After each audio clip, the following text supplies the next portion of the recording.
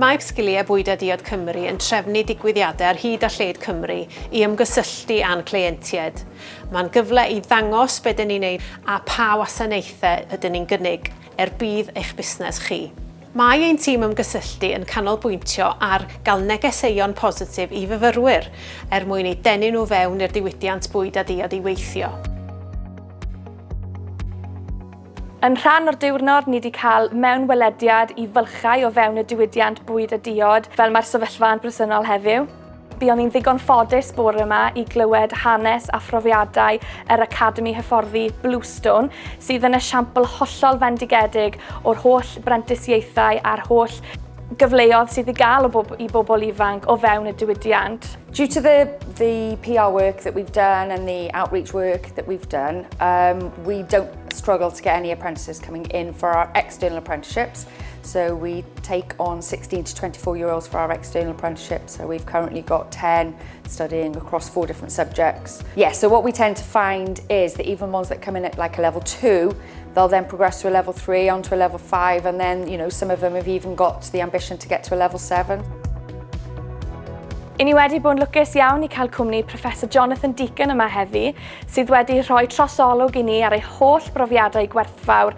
What I've been talking about today is how businesses can lead their businesses into the future, looking at the difference between leadership and management and what leadership means. A good business needs a purpose and a reason for being. Businesses that I talk to that are really successful are what I term as outside-in businesses. They have a finger on the pulse of what's going on externally to that business. It enables them then to read that, bring that in-house, look at their resources, look at where they can develop value, and then take that and develop that through their business. So their business becomes more sustainable and it links with what's required in the marketplace. Now, we tend to talk about developing the employees in the business. We also got to think about developing the people that are leading the business.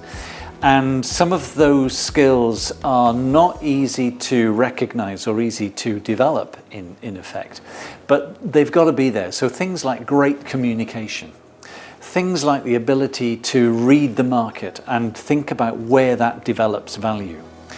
And thinking about, well, what do I do then in my business that will encourage the business and the people within the business to move forward? The need for upskilling the workforce and keeping that workforce skilled in an ongoing way is absolutely critical if we are going to match the opportunities in the market to what we can do as far as resource within the organisation. Mae wedi esbonio i ni pa mor bwysig yw mireinio eich sgiliau Arwain a sut mae'r sgiliau hynny yn gallu ychwanegu gwerth i'ch busnes twf mwyn datblygu yn y sector bwyd a diod.